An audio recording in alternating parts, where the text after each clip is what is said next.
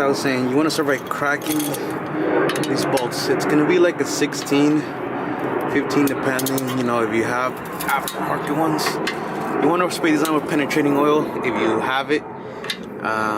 I don't find a need to right now because, oh shit. Okay, it's not a 16, it's something else on this one. Maybe it's like a 15 or something like that. But anyways, you want to spray these down with penetrating oil. Usually these get really rusted, so yeah. And these are the bolts just we're gonna work on. So this is the lower back. This is a big one, and back here is the two small ones. You can see where the one broke. And the one long one I was telling you goes on this one right here. Once all the way through, I think you can see the tail end there. It's pretty similar to the Mark IV setup. But yeah, and then we're gonna do some slight cleaning around this area. This is kind of dirty. But other than that, everything should go pretty well. So I'm gonna get back to taking these bolts off, and yeah. Alright guys, this is what I meant by when you have a automatic transmission. As you can see, this bolt is purging out quite a bit from the control arm, and it still has ways to go. And you know, it's almost about to, you know, not close enough because I could still hand, but according to many. So look, as you can see, I'm still pulling on it. Look how far it has to clear out for it to come out. So that's what I'm saying, that, you know, automatic transmission is gonna bump, and then you're gonna have to drop the subframe or pry it down somehow. Again, I'm not sure on that exactly how, but that's what a lot of people are saying. So this bolt's out. Control bolt joints are loose. This is a good time to replace your bolt joint, by the way, if you have to. Sorry for not focusing. Now it's the big one and the two small ones. Well, like I said, one is broke, as you can see, and the other one is right there. So that's our next mission to tackle. Alright, the one thing that I didn't notice until now was there's this auto leveling system on the GTI. I don't know if you could focus, but that's the nut right there, the small one right there. It's a 10mm, and attaches to this auto leveling, which is used for the HID lights. Now it's not gonna be on hard. It's pretty soft. Just be careful you don't break it. So just be mindful of that. And that's also a good way to know if these have been replaced or serviced before. So as you can see, these are original because this stuff has never been touched. But yeah, just quick tip on that. What is up, guys? It's a beautiful weekend, beautiful Sunday, and oh shit. And I just wanted to make this video because I didn't finish installing my control arms. Oh shit. So yeah, driving and vlogging is not the best way to do this. But pretty much, we're talking about control arms today and what you should be careful with, because I almost had a fucking mishap. Well, no, I did have a mishap. It's more about how I got it corrected. Now, don't be sketchy. You know, it works. It works. It's just, you know, it's one of those things where you think, why wouldn't Volkswagen just do this? You know, it seems maybe clearance issues, maybe, you know, room to do it, but I did it and it worked out pretty much fine. Pretty much on one of the control arms, I had an issue removing the two 16mm bolts that held the control arm to the subframe. So yeah, I'm gonna explain more into it. Right now I'm driving to a location where, you know, we can be away from everybody and have a nice chat, pretty much. But other than that, you know, we'll get right into it in a bit. Just get a nice drive. It's nice. Sunroof is open, as you can see. You know, it's New York, so it's getting nice and warm. But like any other Monday is starting off pretty shitty. It's gonna be rainy maybe, and then Tuesday says 20% chance of real rain, so we'll see. But yeah, well, let's get on driving.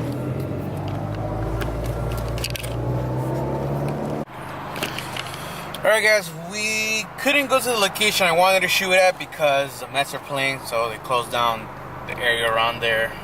And there's a lot of like, how can I say this? And they have that area very guarded up, so they're gonna be snooping around. What am I doing here, recording video? And then the last thing I want to do is get confronted by cops on a Sunday, beautiful fucking afternoon. As you can see, super bright, super nice. I'm on another location. It looks nicer out here actually with that background. I don't know how old it is, but today we're gonna be talking about control arms, which I'm gonna leave my car running for a little bit because it was running hot. I was boosting it everywhere because now I'm able to control the power of this car. But without further ignore that. That's a harness for a buddy of mine. Sorry, I just, I want to get dirty, but I'm putting a glove right here. Sorry if I shook you guys a little too much there. But control arms, what are they and why are we talking about these? As you can see, these are pretty fucking jank. Alright, these are bad, very bad. These are one of the common failure points of the control arms. But besides that, the other common failure point is on this joint right here. Now this one seems pretty good, but on the other one I have, it's pretty much on, you see right here is like an X. They tear up there, they tear up there, depending on how it is. Now, the ones I went with, because of budget reasons, I went with 1A Auto parts. You see them go on my boys, what's it called, Mark IV, remember the rust bucket for Kenny? That went on that. So, same thing, we got cast iron, they seem better. I feel these are, cast iron holds up better than stamped. But for those in the comment sections who know more about this stuff, feel free to let me know what is what, see if it's better. I know a lot of people are going to say, the first thing they're going to say is unsprung weight. That is true, these are very hefty compared to the stamped aluminums my friend has. Now, with that being said, as you can see a little better in the light right here, the bushings get worn and they break at that spot. Now, when ordering these, be careful because you have to know which one is the right and which one's the left. Because from what I've read, I think on ECS tuning and some other manuals, not really other manuals, but the one they recommend that you have to know which side is which, because apparently once it's lower than the other. All right, so that being said, that's where the common failure points are, here and here. Now I replaced everything. You don't have to do that. Again, I'm gonna show you little clips of what I was installing, until I ran into some issues. You don't have to buy the whole control arm if you think they're good and you want to save yourself an extra bang a buck. Just press out these bushings. I've seen people use the puller, the 3-claw. They pretty much, it sits here and it claws up to the rest and it pushes it out. This side, I think you may need a press, or you could just, like other words, heat the side up and melt the bushing and push it out.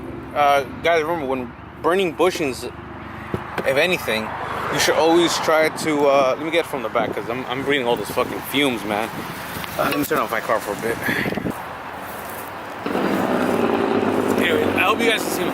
Anyways, that's how these are gonna fail. Pretty much the bushing and this bushing, like I said, you can go ahead and press these off with the claw. It's a 3-pulley claw, I think it's called. We can rent that at AutoZone and you can just come right off. Same thing with this one. This one, either you're gonna have to use a press or you're gonna have to heat the side up and get it enough where it's gonna melt the bushing and you'll push the bushing out. That's one way to do it also. What else? Oh, to reinstall these, you try to use a lot of installation lube. A lot of people say the electric grease or multi-purpose grease like this one. Give me a second. You can get this at whoa, too close. You can get this at Harbor Freight Super Lube. You can see it's pretty much good. It's a synthetic grease, so it's not gonna eat any rubber or any other bushing you might see. So like I was saying, you could use this stuff. It's synthetic grease, so it's not gonna harm any of the rubber there, and it's gonna help with ease of installation. You are gonna have to use a 16 mil, 18 mil, maybe a 17 mil. Again, this is just a procedure to install these. You know, the ball joint I didn't even touch, even though I was gonna replace it, but I didn't because I ordered the wrong ones, and at the time I didn't have time to keep working on the car. It's a little difficult, like I said before, working on someone's driveway or anything. You don't want to take up too much of their time, and you know, so I did what I had to do. I did run into issues. This is where the problem comes in, where these two bolts right here, which are 16, and this is the 18 one, this goes straight to your chassis of the car. This goes to your subframe.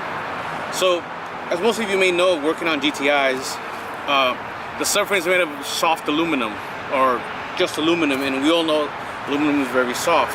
What happened was, when I came to undo it, it started binding with the control arm. I tried to see if I can get some close-up shots. I don't know if this is the one. No, this is the one that came out straight.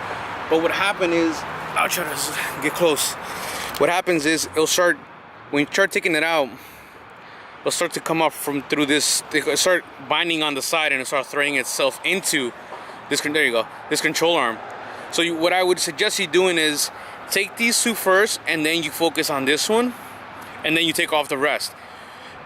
That being because, like I said, these control arms these bolts were still in, and this bolt was out.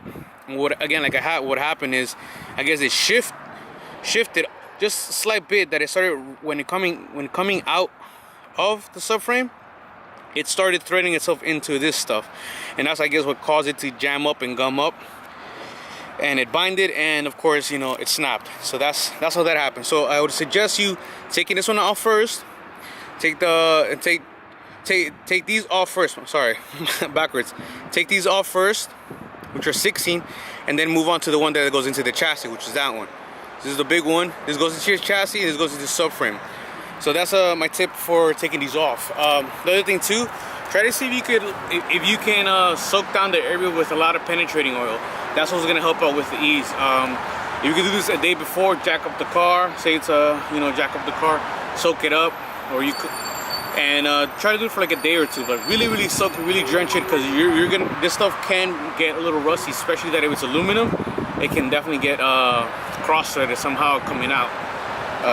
Like again, it's a German car, Volkswagen, stuff happens. It could take an hour, but it could take up to 2 hours. Now, what happened with me, like I said, the top bolts got messed up. What I had to do was do a nut and bolt system. So pretty much the bolt will go through the subframe, stick out like about ½ an inch, and we were able to put a nut on. Now, I think I haven't covered this on using aftermarket or non-OEM bolts, but my suggestion is, if you're not going to use an OEM bolt, try to use something stronger, like a 10, 10.9, or 8.8. I suggest suspension, I would say 10.9 the minimum. Anywhere else, I would say an 8, it's fine. You can get these bolts through either Home Depot, Lowe's, or even I think the other one's called Fastlane or Fastlane. All right, try to pull the names on the side of me to tell you which ones to go. Some of these bolts can cost the same, or probably a little less than the OEM ones. So shop around, see what you need. Always have a spare in hand if you're going to do the job. And again, just to tip, most of these bolts are 1.5 thread, which is, I believe, a fine thread, or not mistaken. So that's what you're looking for. They're metric. That's the other thing too. So that's what I gotta say for replacing. So that's all I gotta say for doing those control arms. Like I said, I got into that bind with it. Hopefully you guys can figure it out and do it. Like I said, you don't have to. Sorry.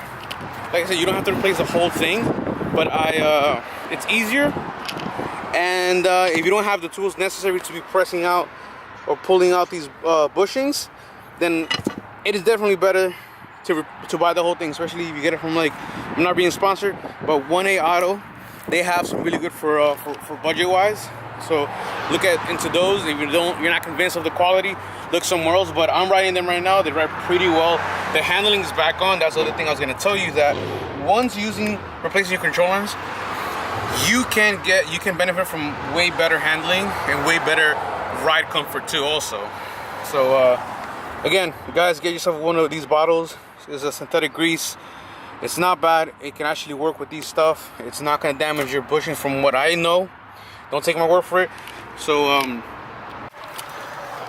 alright guys, that's the end of my rant slash tips on working on this car, on the control arm specifically. But again, go to 1A Auto. I'm not being sponsored, by the way. Just go there and check out their stuff. They're pretty good for budget friendly parts, so you might never know what you can find. Other than that, guys, thank you for watching. Thank you for subscribing. And if you haven't subscribed, please do so. Hit that like, hit that, and put in a comment down. Say what's up. You know, say where you're from. Let me see who's watching. Other than that, let me know if this was helpful. And hit that little bell notification icon so you can get alerts when I upload new videos. Now, frankly, guys, I know I haven't done a lot of insta or slash interesting videos, and they're more about talks and tips on how to work on cars and so on and so forth. And so is this one, not really an installation, but just to give you a little heads up on who's trying to do a repair on this car. Again, it's more of a heads up and a helpful hand and actual guiding you step by step. Like I said, you can find a lot of videos like it online too, so that's the reason I didn't really dive into it. But other than that, guys, thanks for watching. I'll see you guys next time.